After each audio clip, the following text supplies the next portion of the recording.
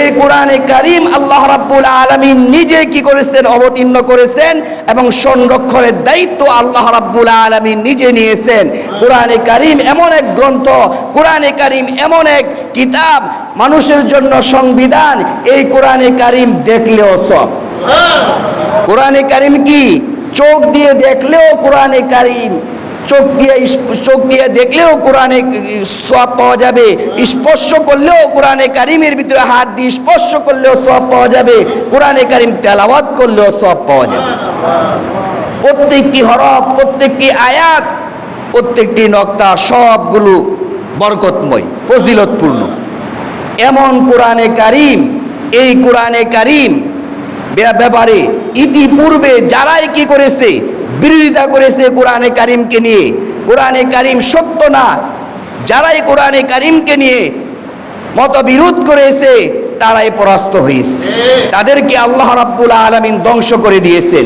ঠিক তেমনি ভাবে বর্তমানেও যারা কোরআনে কারীমকে নিয়ে বিরোধিতা করবে, কোরআনে কারীমের উপর আপত্তি তুলবে, আল্লাহ রাব্বুল আলামিন এদেরকে ধ্বংসস্তূপে পরিণত করে দিবেন।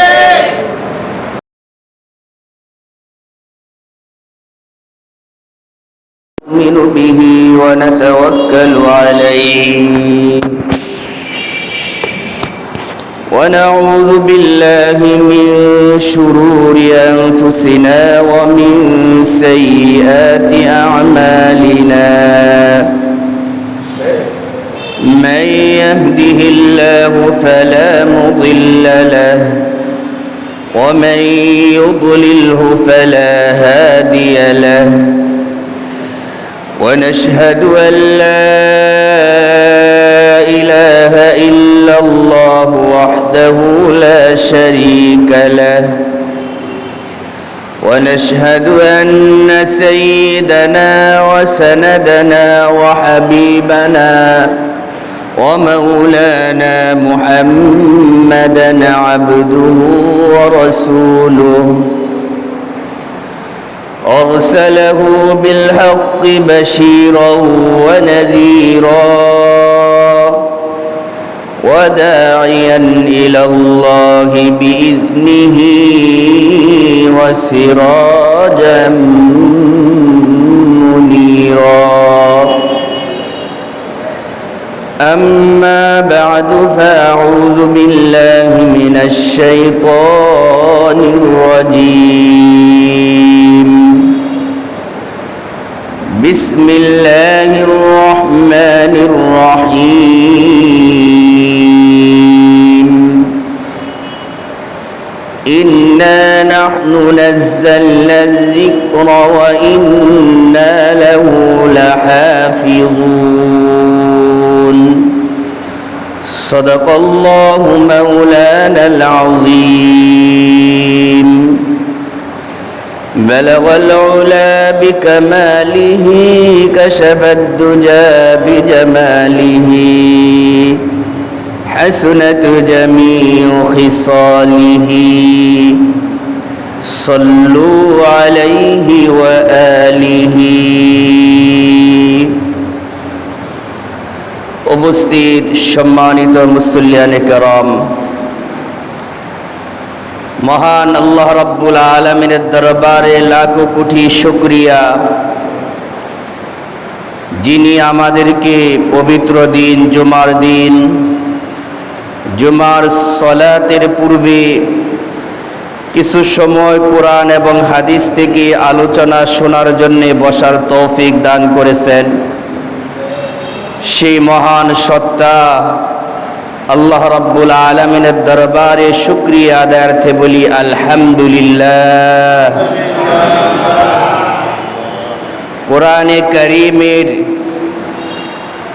14 নম্বর পারা সূরাতুল হিজর এর 9 নম্বর আয়াত আমি তেলাওয়াত করেছি। আল্লাহ রাব্বুল আলামিন যদি আমাকে তৌফিক দান করেন তাহলে আয়াতে কারিমাকে সামনে রেখে সংক্ষিপ্ত আকারে কিছু আলোচনা পেশ করব ইনশাআল্লাহ। আল্লাহর রাসূল সাল্লাল্লাহু আলাইহি ওয়াসাল্লাম মক্কা থেকে হিজরত করে মদিনায় যাওয়ার পর মদিনায় মুনাওয়ারায় 3 বার আদমশুমারি করেন। কতবার? 3 বার আদমশুমারি করেন। প্রথমবার আদমশুমারি করার পরে মুসলমানের সংখ্যা দাঁড়ালো 500। কত? 500। দ্বিতীয়বার যখন আদমশুমারি করলেন তখন মুসলমানদের সংখ্যা দাঁড়ালো 700।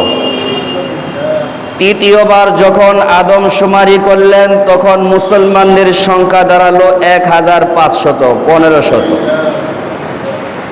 এইভাবে আস্তে আস্তে মুসলমানদের সংখ্যা যখন বৃদ্ধি পাইতে লাগলো তখন মুসলমানরা আল্লাহ রাব্বুল আলামিনের দরবারে শুকরিয়া আদায় করতে লাগলেন। কেন? দিন দিন মুসলমানদের সংখ্যা বৃদ্ধি পাচ্ছে, এই জন্যে আল্লাহ রাব্বুল আলামিনের দরবারে শুকরিয়া আদায় করলেন। সূরা আনফালের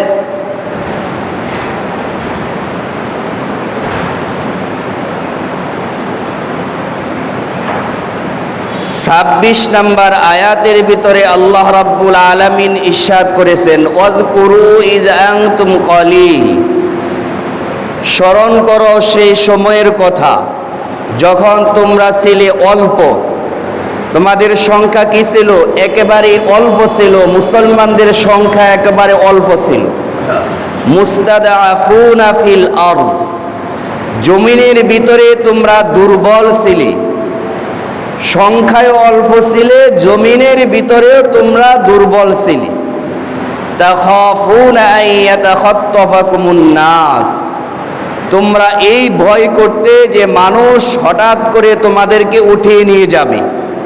কেন উঠিয়ে নিয়ে যাবে?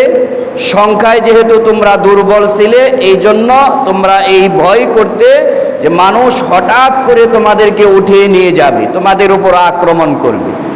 আল্লাহ রাব্বুল আলামিন বলেন, ফাআওয়াকুম ওয়া আইয়াদাকুম বিনাসরি, অতঃপর আমি আল্লাহ রাব্বুল আলামিন তোমাদেরকে স্বীয় সাহায্যের মাধ্যমে আশ্রয় প্রদান করি। স্বীয় সাহায্যের মাধ্যমে আল্লাহ রাব্বুল আলামিন কি করেছেন? তোমাদেরকে আমি আশ্রয় প্রদান করেছি। আর কি করেছি? ওয়ারাযাকাকুম মিনাত তাইয়্যিবাত, পবিত্র বস্তুসমূহের মাধ্যমে তোমাদেরকে রিজিক প্রদান করেছি। কেন রিজিক প্রদান করেছি? লাআল্লাকুম তাশকুরুন, হয়তোবা তোমরা শুকরগুজার বান্দা হিসাবে বান্দা হবে, শুকরগুজারি করবে। আল্লাহ রাব্বুল আলামিনের প্রতি তাদের দৃঢ় বিশ্বাস ছিল, ইয়াকিন ছিল। এই বিশ্বাসকে ধরে রেখে ইসলামের কাফেলা সামনের দিকে নিয়ে যাচ্ছেন। আর তাদের একটা মিশন ছিল। কি মিশন ছিল? কুনতুম খায়রা উম্মাতিন উখরিজাত লিন-নাস তা'মুরুনা বিল মা'রুফ ওয়া তানহাউনা আনিল মুনকার। এটা ছিল সাহাবায়ে কেরামদের মিশন। কুনতুম খায়রা উম্মাতিন, তোমরা হলে সর্বশ্রেষ্ঠ জাতি। মানুষের কল্যাণার্থে আমি তোমাদেরকে সৃষ্টি করেছি। সেই কল্যাণটা কি? সেই কল্যাণটা হলো তা'মুরুনা বিল মা'রুফ ওয়া তানহাউনা আনিল মুনকার, তোমরা মানুষদেরকে সৎ কাজ করবে, অসৎ কাজ থেকে বাধা প্রদান করবে। এটা ছিল মিশন, সাহাবায়ে কেরামদের মিশন। আর এই মিশনকে সামনে রেখে সাহাবায়ে কেরাম সামনের দিকে অগ্রসর হচ্ছেন। এক আল্লাহর প্রতি বিশ্বাস, আল্লাহর প্রতি ইয়াকিন, আর তাদের মিশন ছিল তা'মুরুনা বিল মা'রুফ ওয়া তানহাউনা আনিল মুনকার। এই দুইটা মিশনকে সামনে রেখে সাহাবায়ে কেরাম সামনের দিকে অগ্রসর হচ্ছেন। ফলে কি হলো? ফলে এই দাঁড়ালো যে সারা বিশ্বের ভিতরে যত শক্তিশালী দেশ ছিল, সমস্ত শক্তিশালী দেশগুলো মুসলমানদের ভয়ে কম্পিত হতো। শক্তিশালী রোম, পারস্য, এরকম যত শক্তিশালী দেশ ছিল, সমস্ত শক্তিশালী দেশগুলো মুসলমানদের হাতে চলে আসে। তখনকার যুগে মুসলমানদের সংখ্যা তো একেবারেই কম ছিল, সামান্য ছিল মাত্র। আর মক্কায় যতদিন ছিলেন তখন মুসলমানদের সংখ্যা 40ও ছিল না। মুসলমানরা প্রকাশ্যভাবে নামাজও আদায় করতে পারছে না। মদিনাতে যাওয়ার পরে আস্তে আস্তে মুসলমানদের সংখ্যা বৃদ্ধি পাইতে লাগলো। মুসলমানদের সংখ্যা একেবারেই নগণ্য ছিল, কম ছিল। নগণ্য থাকার পরেও, কম থাকার পরেও মুসলমানদের ভয়ে শক্তিশালী দেশ পর্যন্ত ভয়ে কম্পিত হতো। শক্তিশালী দেশগুলো মুসলমানদের হাতে চলে আসলো। বর্তমান জামানায় মুসলমানদের সংখ্যা অনেক বেশি, তাই না? মুসলমানদের সংখ্যা অনেক বেশি, প্রায় বিশ্বের ভিতরে 250 কোটি মুসলমান। এত মুসলমান, 250 কোটি মুসলমান থাকা সত্ত্বেও তারপরেও মুসলমানরা কেন এত নির্যাতিত, নিপীড়িত? মুসলমানরা কেন মার খাচ্ছে? মুসলমানরা কেন কাফেরদের হাতে পরাজিত হচ্ছে? এটা একটি প্রশ্ন। এই প্রশ্নের জবাবে আল্লাহর রাসূল সাল্লাল্লাহু আলাইহি ওয়াসাল্লাম বলেছেন, এই প্রশ্নের জবাব আল্লাহর রাসূল সাল্লাল্লাহু আলাইহি ওয়াসাল্লাম এইভাবে দিয়েছেন যে শেষ জামানায় এমন অবস্থা হবে তোমাদের যে বেদ্দিনরা, কাফের, মুশরিকরা, বেঈমানেরা, বিজাতিরা তারা একে অপরকে, তোমাদেরকে ধ্বংস করার জন্য এমনভাবে আহ্বান করবে যেমনিভাবে তোমরা দস্তরখানার ভিতরে খানা রেখে একে অপরকে খাওয়ার জন্য ডাকতে থাকো, আহ্বান করো। এমনভাবে বিজাতিরা তোমাদেরকেও ধ্বংস করার জন্য পরস্পরে একে অপরকে আহ্বান করতে থাকবে। সাহাবায়ে কেরাম আরজ করলেন, ইয়া রাসূলুল্লাহ, তখন কি মুসলমানদের সংখ্যা কম হবে? আমাদের সংখ্যা কম হবে? আল্লাহর রাসূল সাল্লাল্লাহু আলাইহি ওয়াসাল্লাম সাহাবায়ে কেরামদের এই প্রশ্নের জবাবে বলেছিলেন, না, তখন মুসলমানদের সংখ্যায় কম হবে না, বরং মুসলমানদের সংখ্যা আরো অধিক হবে, আরো বেশি হবে।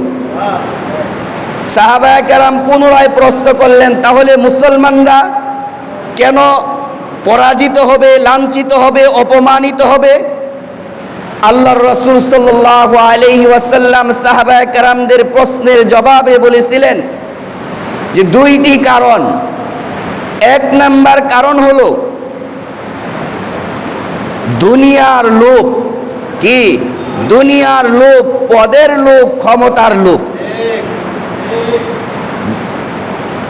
দুই নাম্বার কারণ হলো মৃত্যুকে তারা ভয় পাবে না।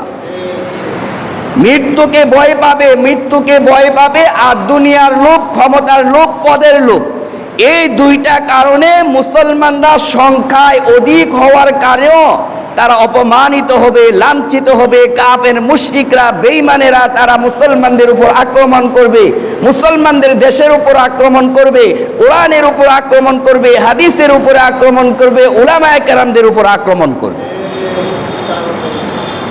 বর্তমান অবস্থা তাই হচ্ছে। রাসূল সাল্লাল্লাহু আলাইহি ওয়াসাল্লাম প্রায় 1450 বছর আগে যে ভবিষ্যৎবাণী করে গিয়েছিলেন, সেই ভবিষ্যৎবাণী বর্তমানে বাস্তবে প্রমাণিত হচ্ছে। রাসূল সাল্লাল্লাহু আলাইহি ওয়াসাল্লামের ভবিষ্যৎবাণী প্রমাণিত হওয়া মানে রাসূল সাল্লাল্লাহু আলাইহি ওয়াসাল্লাম সত্য বলে প্রমাণিত হওয়া। রাসূল সাল্লাল্লাহু আলাইহি ওয়াসাল্লাম সত্য প্রমাণিত হওয়া মানে কোরআনে কারীম, মহাগ্রন্থ আল কোরআন, এটাও সত্য বলে প্রমাণিত হওয়া। ঠিক কি না? বর্তমান জামানায় পদের কারণে, দুনিয়ার পদের কারণে, দুনিয়ার ক্ষমতার কারণে, লোভের কারণে, ক্ষমতার যে লোভ আছে, পদের যে লোভ আছে, এই পদের লোভের কারণে, ক্ষমতার লোভের কারণে কোরআনের উপরে আক্রমণ আসে। কোরআনে কারীমের আয়াত পরিবর্তন করতে চায়, তারপরেও মানুষ মুখ খুলে না। মুখের ভিতরে তালা লেগে বসে রয়েছে।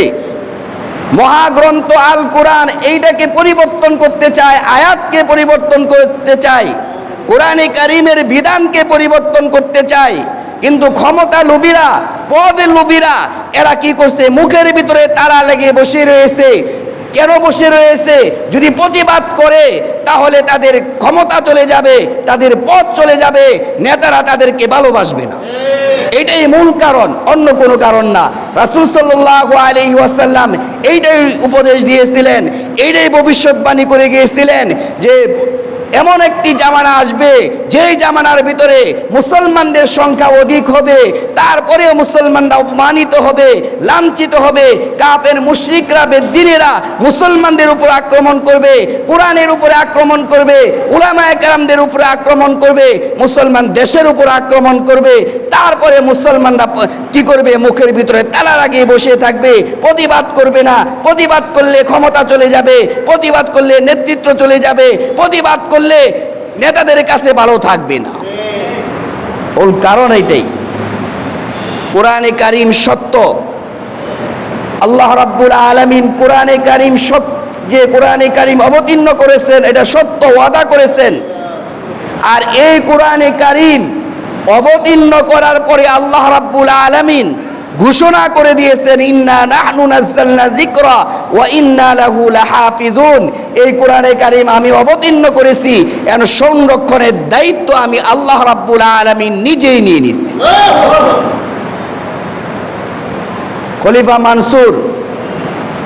খলিফা মানসুরের নিকট তার যে দরবার ছিল, এই দরবারের ভিতরে আলেমদের একটি সমাবেশ হতো।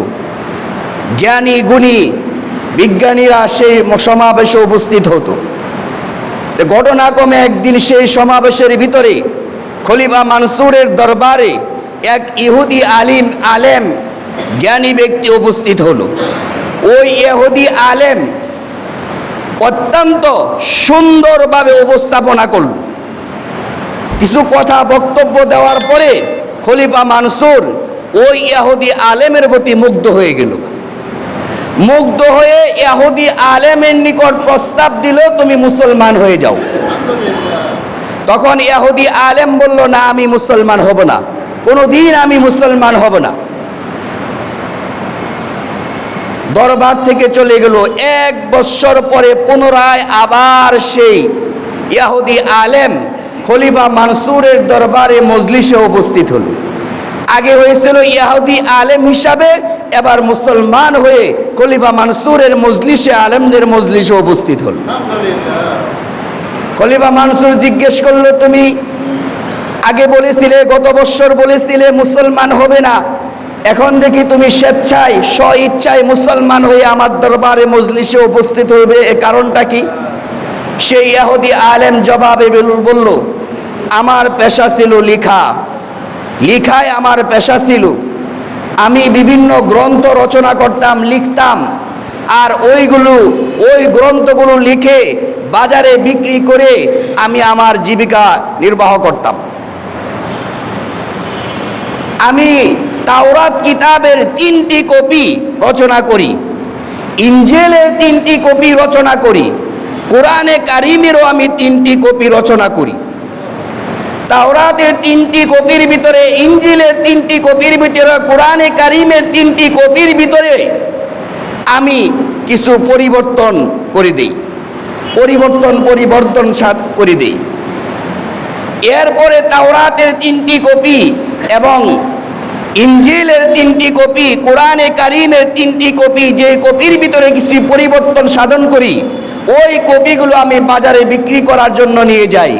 তাওরাতের কপি, ইনজিলের কপি, এগুলো আমি সহজেই বিক্রি করে দেই। আমি যে পরিবর্তন করলাম, এই পরিবর্তনের প্রতি মানুষে ভ্রুক্ষেপ করে নাই, নির্দ্বিধায় এগুলো নিয়ে গেল।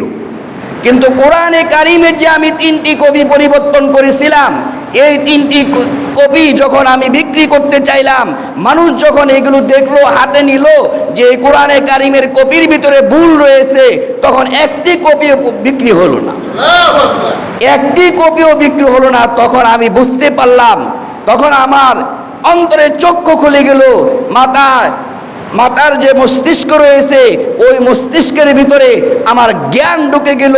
আমি বুঝতে পারলাম যে এই কোরআনে কারিম একেবারে সত্য। কোরআনে কারিম আল্লাহ রাব্বুল আলামিন যে ঘোষণা করেছেন, ইন্না নাহনু নাযালনা যিকরা ওয়া ইন্না লাহু লাহাফিজুন, এই কোরআনে কারিম আমি অবতীর্ণ করেছি এবং সংরক্ষণের দায়িত্ব আমি আল্লাহ রাব্বুল আলামিন নিয়েছি।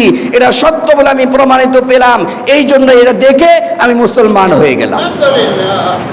যে কোরআনে কারিম সত্য, এই কোরআনে কারিম আল্লাহ রাব্বুল আলামিন নিজে কি করেছেন, অবতীর্ণ করেছেন এবং সংরক্ষণের দায়িত্ব আল্লাহ রাব্বুল আলামিন নিজে নিয়েছেন।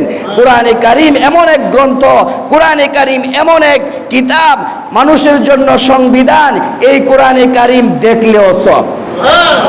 কোরআনে কারিম কি চোখ দিয়ে দেখলেও কোরআনে কারিম, চোখ দিয়ে দেখলেও কোরআনে সওয়াব পাওয়া যাবে, স্পর্শ করলেও কোরআনে কারিমের ভিতরে হাত দিয়ে স্পর্শ করলেও সওয়াব পাওয়া যাবে, কোরআনে কারিম তেলাওয়াত করলেও সওয়াব পাওয়া যাবে।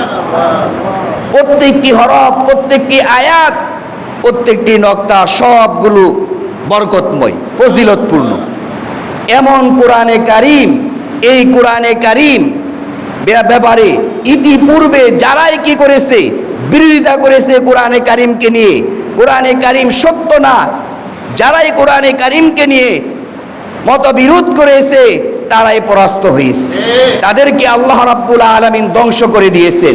ঠিক তেমনি ভাবে বর্তমানেও যারা কোরআনে কারিমকে নিয়ে বিরোধিতা করবে, কোরআনে কারিমের উপর আপত্তি তুলবে, আল্লাহ রাব্বুল আলামিন এদেরকে ধ্বংসস্তূপে পরিণত করে দিবেন।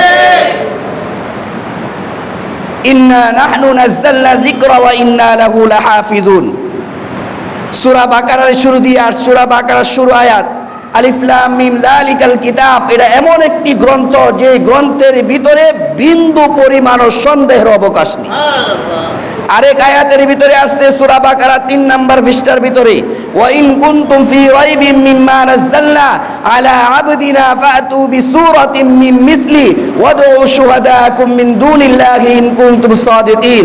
আমি আমার বান্দা নবী মুহাম্মদুর রাসূলুল্লাহ সাল্লাল্লাহু আলাইহি ওয়াসাল্লামের উপর যে কোরআনে কারীম অবতীর্ণ করেছি, যে গ্রন্থ অবতীর্ণ করেছি, এই গ্রন্থের ব্যাপারে যদি তোমাদের সামান্য পরিমাণ সন্দেহের অবকাশ থাকে, তাহলে কোরআনে কারিমের মতো বড় কোনো গ্রন্থ নয়, কোরআনে কারিমের মতো বড় কোনো সূরা নয়, ছোট 3টি সূরার ন্যায় একটি সূরা তোমরা রচনা করো। ওয়াদউ শুহাদাকুম মিন দুনিল্লাহি ইন কুনতুম সাদিকিন। যদি এতে তোমাদের সন্দেহ থাকে, এই কথাই যদি তোমরা সত্যবাদী হয়ে থাকো, তোমাদের কথাই যদি তোমরা সত্যবাদী হয়ে থাকো, আল্লাহ রাব্বুল আলামিনকে ব্যতীত তোমাদের যত সাহায্যকারী আছে সমস্ত সাহায্যকারীকে একত্রিত করে চেষ্টা করে দেখো, একটি ছোট আয়াত কেন একটি হরফ তোমরা রচনা করতে পারো কিনা, যা কোরআনে কারিমের ভাষার গাম্ভীর্যের দিক দিয়ে তার সমপরিমাণ হবে। পারে নাই। কোরআনে কারিম যখন অবতীর্ণ হলো তখন সবচাইতে ছোট সূরা সূরা কাউসার, এই কাউসার সূরাটি বাইতুল্লাহ শরীফে লিখে দেওয়া হলো, বাইতুল্লাহ শরীফের দরজার সামনে লিখে দেওয়া হলো। আর আল্লাহ রাব্বুল আলামিন চ্যালেঞ্জ করে দিলেন, যদি পারো এই কোরআনে কারিমের যদি তোমাদের সন্দেহের অবকাশ থাকে, তাহলে এই ছোট একটি সূরার ন্যায় তোমরা রচনা করে দেখাও, যা কোরআনে কারিমের ভাষার গাম্ভীর্যের দিক দিয়ে তার সমপরিমাণ হবে। মক্কায় তখনকার যুগে অনেক বড় বড় সাহিত্যিক ছিল, আরবি সাহিত্যিক ছিল, কবি ছিল, আরবি কবি ছিল। এরা সকলেই চেষ্টা করলো, যত কবি আছে, যত সাহিত্যিক আছে আরবি ভাষায়, সমস্ত সাহিত্যিকরা, সমস্ত কবিরা একত্রিত হয়ে সূরা কাউসারের ন্যায় তারা একটি সূরা রচনা করতে চাইলো। চেষ্টা তাদের ব্যর্থ হলো। তারা কোরআনে কারিমের এই ছোট সূরা কাউসারের ন্যায় তারা কি করতে পারলো না, একটি ছোট সূরা রচনা করতে পারলো না। শেষ পর্যন্ত কোনো এক কবি এই ইন্না আতাইনাকাল কাউসার ফাসাল্লি লিরাব্বিকা ওয়ানহার ইন্না শানিয়াকা হুয়াল আবতার, এর যে কাবা শরীফের দরজার উপরে লিখে দেওয়া হয়েছিল, এর নিচ দিয়ে কোন এক কবি লিখে দিল, লাইসা হাযা কালামুল বাশার, এটা এমন এক গ্রন্থ, এটা এমন এক কালামে পাক, যে কালামের পাকের ভিতরে বিন্দু পরিমাণ সন্দেহ নেই, এটা মানুষের কোনো রচনা হতে পারে না, মানুষের কোনো কথা হতে পারে না। সুতরাং এই কোরআনে কারিম সত্য, আলহামদুলিল্লাহ, সত্য বলে প্রমাণিত হয়ে গেল কোরআনে কারিম। যুগে যুগে মানুষ কোরআনে কারিমের বিরুদ্ধে লেগেছিল, কোরআনে কারিমকে অসত্য করার জন্য পারে নাই। ইংরেজরা যখন ভারতবর্ষ শাসন করলো, শাসন করার পরে মুসলমানদের হাতে যখন তারা পরাজিত হলো, পরাজিত হয়ে যখন ভারতবর্ষ থেকে তারা পালিয়ে গেল, পালিয়ে যাওয়ার পরে ইংরেজরা একটি প্রতিনিধি দল ভারতবর্ষে পাঠাইলো। কি কারণে তারা পরাজিত হলো এটাকে তদন্ত করার জন্য সেই প্রতিনিধি দল ভারতে আসে। ভারতবর্ষে আইসা তারা গড়তে থাকে আর তারা যাচাই বাছাই করতে থাকে। যাচাই বাছাই করার পরে, তদন্ত করার পরে তারা সেই সুপারিশ মালার নিজ দিয়ে লিখে দিল, দুইটি কারণে ইংরেজরা কি হয়েছে, অপমানিত হয়ে এই ভারতবর্ষ থেকে পালিয়ে যেতে বাধ্য হয়েছে। এর এক নাম্বার কারণ হলো আলেম উলামা, উলামায়ে কেরাম। দুই নম্বর হলো কোরআনে কারিম। উলামায়ে কেরাম কোরআনে কারিমের প্রতি মানুষদেরকে উদ্বুদ্ধ করে থাকে, মানুষদেরকে আহ্বান করতে থাকে। এই দুইটি কারণেই তারা ভারতবর্ষ থেকে ইংরেজ শাসকরা পালিয়ে যেতে বাধ্য হয়েছে। শেষ পর্যন্ত ইংরেজ শাসক, এক লম্বা কাহিনী, শেষ পর্যন্ত ইংরেজরা হাজার হাজার আলেমদেরকে গাছের সাথে ঝুলিয়ে, ফাঁসির কাস্টে ঝুলিয়ে তারা হত্যা করেছে, শহীদ করেছে। যত কোরআনে কারিমের ডায়েরি ছিল সমস্ত ডায়েরিগুলো একত্রিত করে তারা আগুন জ্বালিয়ে পুড়িয়ে দিই। হাজার হাজার আলেমদেরকে হত্যা করেছে, শহীদ করেছে, ফাঁসির কাস্টে ঝুলিয়ে। কোরআনে কারিমের লক্ষ লক্ষ ডায়েরি কপি তারা একত্রিত করে আগুনে পুড়িয়ে দিয়েছে এবং নদীর ভিতরে, সমুদ্রের ভিতরে নিক্ষেপ করার পরেও এই কোরআনে কারিমকে তারা পৃথিবীর মানচিত্র থেকে একেবারে মুছে দিতে পারে নাই। আলেমদেরকেও পৃথিবীর মানচিত্র থেকে তারা মুছে দিতে পারে নাই। কিয়ামত পর্যন্ত তারা শত চেষ্টা করুক না কেন, বিধর্মীরা এই কোরআনে কারিমের ডায়েরি পৃথিবীর মানচিত্র থেকে মুছে দিতে পারবে না। আলেমদেরকেও পৃথিবীর মানচিত্র থেকে মুছে দিতে পারবে না ইনশাআল্লাহ। কোরআনে কারিম সত্য, প্রমাণিত হলো। ইন্না নাহনু নাযালনা যিকরা ওয়া ইন্না লাহু লাহাফিজুন। এই কোরআনে কারিম আমি অবতীর্ণ করেছি, আমি হেফাজত করব। হেফাজতের দুইটি মাধ্যম আল্লাহ রাব্বুল আলামিন, দুইটি মাধ্যমে আল্লাহ রাব্বুল আলামিন কোরআনে কারিমকে হেফাজত করবেন। প্রথম নাম্বার মাধ্যম হলো, দেখেন আমাদের মসজিদে কোরআনে কারিম আছে না, প্রতিদিন মানুষ পড়তেছে না? এরকম লক্ষ লক্ষ মসজিদের ভিতরে কোরআনে কারিমের ডায়েরি রয়েছে। প্রতিদিন মুসল্লিরা কোরআনে কারিমের অসংখ্য ডায়েরি কপি কি করতেছে, তেলাওয়াত করতেছে। অসংখ্য মাদ্রাসা রয়েছে, লক্ষ লক্ষ মাদ্রাসা রয়েছে। ওই মাদ্রাসার ভিতরে লক্ষ লক্ষ কোরআনে কারিমের কপি রয়েছে আর লক্ষ লক্ষ ছাত্ররা প্রতিদিন কোরআনে কারিম তেলাওয়াত করতেছে। অফিস আদালতে যান, সেখানে দেখবেন কোরআনে কারিমের কপি রয়েছে। প্রতিদিন অসংখ্য চাকরিজীবীরা অফিসের ভিতরে বসে বসে কোরআনে কারিম তেলাওয়াত করতেছে। এরকম ভাবে অনেক জায়গায় কোরআনে কারিমের ডায়েরি রয়েছে, বাসাবাড়িতে রয়েছে, দোকানপাটে রয়েছে, তারা বসে বসে কোরআনে কারিম তেলাওয়াত করতেছে। এটা একটা মাধ্যম। এভাবে কি কোরআনে কারিমের হেফাজত হইতেছে না?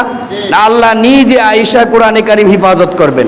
এটা একটা মাধ্যম। আল্লাহ রাব্বুল আলামিন এই মাধ্যমে কোরআনে কারিম সংরক্ষণের কি দায়িত্ব নিয়েছেন।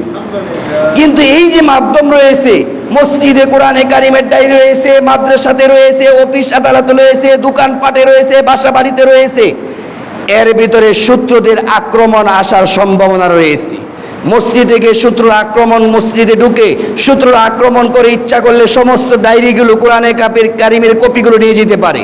মাদ্রাসায় হামলা করে শত্রুরা ইচ্ছা করলে সমস্ত কোরআনে কারিমের ডায়েরিগুলো নিয়ে যেতে পারে। অফিস আদালতে ঢুকে, বাড়িতে ঢুকে, দোকানপাটে ঢুকে ইচ্ছা করলে সমস্ত ডায়েরিগুলো নিয়ে তারা আগুন দিয়ে জ্বালিয়ে দিতে পারে, ঠিক কিনা? এই জন্য আল্লাহ রাব্বুল আলামিন দ্বিতীয় আরেকটি মাধ্যম কি করেছেন, বলেছেন কোরআনে কারিম সংরক্ষণ করার। সেটা কি? সেটা হলো মুসলমানদের ছোট ছোট বাচ্চা, 8-9 বছর, 10 বছর, 12 বছরের এইরকম ছোট ছোট মাসুম বাচ্চাদের সিনার ভিতরে কোরআনে কারিম ঢুকিয়ে দিয়েছে। ঢুকে দিয়ে আল্লাহ রাব্বুল আলামিন বলেছেন ইন্না নাহনু নাযালনা যিকরা ওয়া ইন্না লাহু লাহাফিজুন। আমি এই মুসলমানদের ছোট ছোট মাসুম বাচ্চাদের সিনার ভিতরে যে কোরআনে কারিম রয়েছে, এইভাবে আমি আল্লাহ রাব্বুল আলামিনের পৃথিবীর বুকে কিয়ামত পর্যন্ত কোরআনে কারিমকে সংরক্ষণ করব। আলহামদুলিল্লাহ।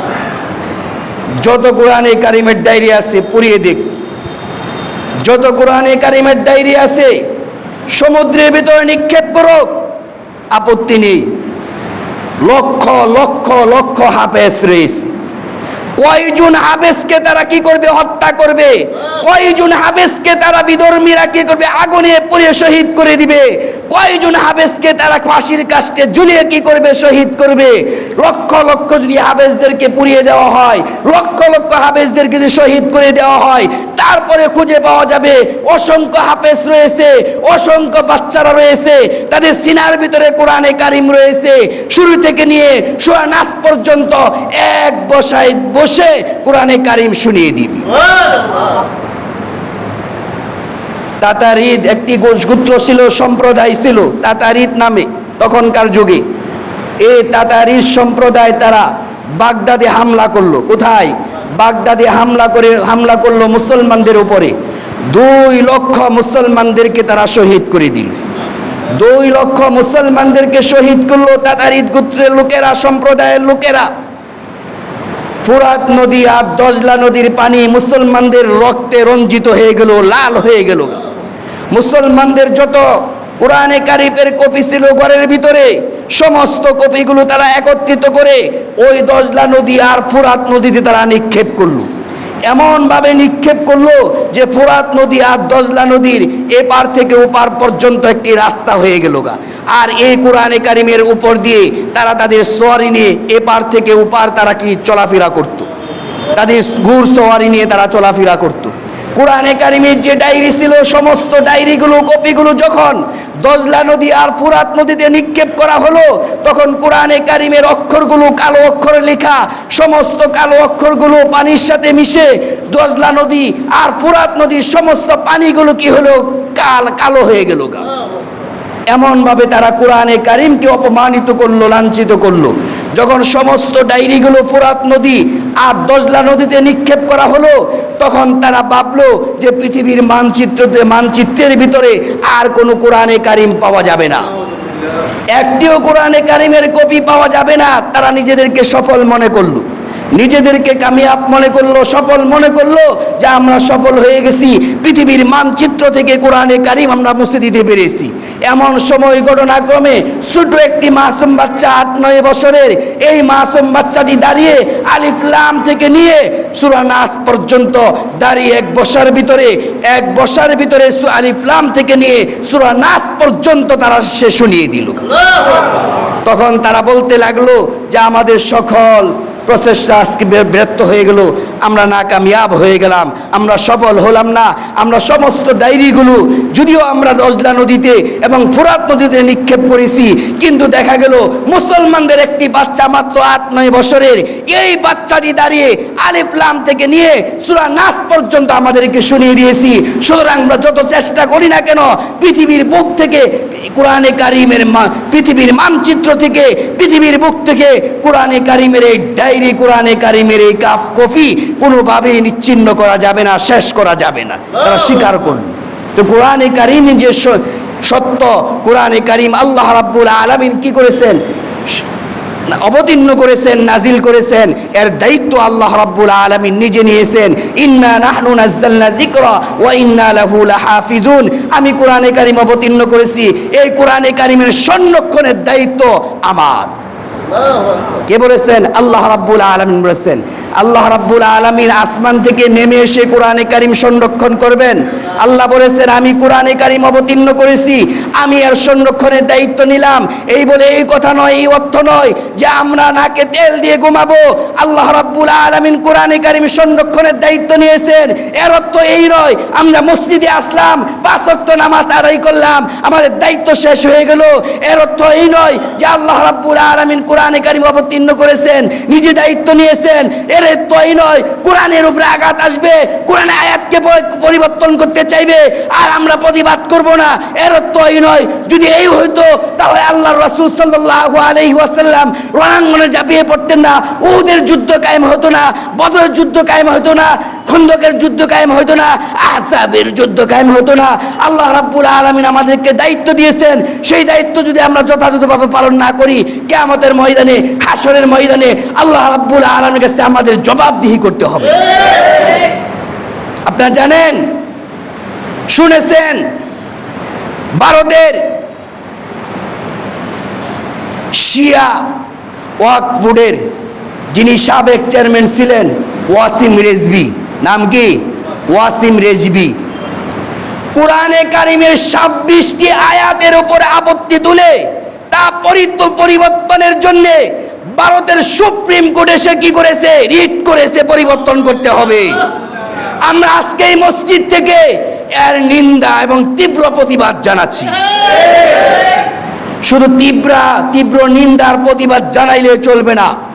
সেই ওয়াসিম রেজভি কোরআনে কারিমের 26টি আয়াতের উপরে তা পরিবর্তন যে ভারতের সুপ্রিম কোর্টে যে সে রিট করেছে, এই রিট করার কারণে 200 কোটি মুসলমানদের কলিজার ভিতরে আঘাত করেছে। যদি কলিজার ভিতরে আঘাত করে নাই, 200 কোটি মুসলমানদের ভিতরে যুদ্ধের দামামা বাজিয়ে দিয়েছে।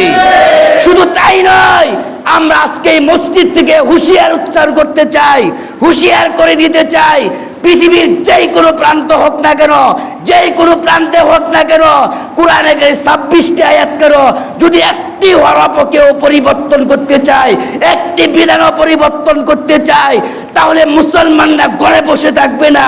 মুসলমানরা তাদের বুকের তাজা রক্ত দিয়ে কোরআনে কারিমকে হেফাজত করার জন্য মাঠে নেমে আসবে ইনশাআল্লাহ। আমরা কারা কারা রাজি আছি এই কোরআনে কারিমকে হেফাজত করার জন্য? আল্লাহ আমাদের সকলকে কবুল ও মঞ্জুর করুন। কোরআনে কারিমের সাথে আমাদের মহাব্বত রাখতে হবে। যদি কোরআনে কারিমকে আমরা মর্যাদা দেই, সম্মান দেই, আল্লাহ আমাদেরকে সম্মান দিবেন। কোরআনে কারিমকে যদি আমরা মহাব্বত করি, কোরআনে কারিম কিয়ামতের ময়দানে, হাসরের ময়দানে আমাদের পক্ষ হয়ে সুপারিশ করবে। আল্লাহ রাব্বুল আলামিনের দরবারে সুপারিশ করবে, ওগো আল্লাহ, এ আমাকে তেলাওয়াত করেছে, আমার পক্ষে সুপারিশ গ্রহণ করো। একে জাহান্নামে দিতে পারবা না, আর যদি তাকে জাহান্নামে দাও, আমার সুপারিশ না গ্রহণ করো তার পক্ষে, তাহলে কালামে পাক থেকে আমাকে বের করে দাও, কালামে পাক থেকে আমাকে বের করে দাও। না হয় এই তেলাওয়াতকারী সুপারিশ আমার পক্ষে গ্রহণ করে তাকে কি করো? জান্নাতবাসী করে দাও। কোরআনে কারিমের সাথে আমাদের মহাব্বত রাখতে হবে। যে কোরআনে কারিম মহাগ্রন্থ, আলগ্রন্থ, মুসলমানদের সংবিধান, সেই সংবিধানের উপরে যদি কোনো আঘাত আসে, পরিবর্তনে হোক বা যে কোনোভাবে আঘাত আসে, সঙ্গে সঙ্গে আমাদের আলেম উলামারা যখন ডাক দিবেন, সঙ্গে সঙ্গে কোরআনে কারিমকে হেফাজতের জন্য আমরা রক্তের বিনিময়ে, জানের বিনিময়ে রাজপথে আমরা নেমে যাব ইনশাআল্লাহ। আল্লাহ আমাদের সকলকে কোরআনে কারিম সংরক্ষণ করার জন্য, হেফাজতের জন্য কবুল ও মঞ্জুর করুন। শুনে আশ্চর্য লাগে, যে কাশ্মীরের মুসলমানদের রক্তে রঞ্জিত যার হাত, যে কাশ্মীরের মুসলমানদের রক্তে রঞ্জিত যার হাত, ভারতের গুজরাটের মুসলমানদের রক্তে রঞ্জিত যার হাত, ভারতের যুবক মুসলমানদের রক্তে রঞ্জিত যার হাত, ভারতের মা বোনদের ইজ্জত যার ইশারা হয়েছে, ভারতের প্রাচীনতম মসজিদ বাবরি মসজিদ যার ইশারায় ধ্বংস হয়েছে, অগণিত মসজিদ ধ্বংস হয়েছে, মুসলমানরা অপমানিত হয়েছে, লাঞ্ছিত হয়েছে, সেই মোদি মশাই নাকি বাংলাদেশে আসতেছে। আজকে আমরা এই মসজিদ থেকে আমাদের ইমানি দায়িত্ব হলো এর তীব্র নিন্দা ও প্রতিবাদ জানানো। আমরা এর জন্য তীব্র নিন্দা ও প্রতিবাদ জানাচ্ছি। বেশি কিছু বললাম না। আল্লাহ আমাদের সকলকে কোরআনের পাখি হিসাবে কবুল মঞ্জুর করুক, আমিন।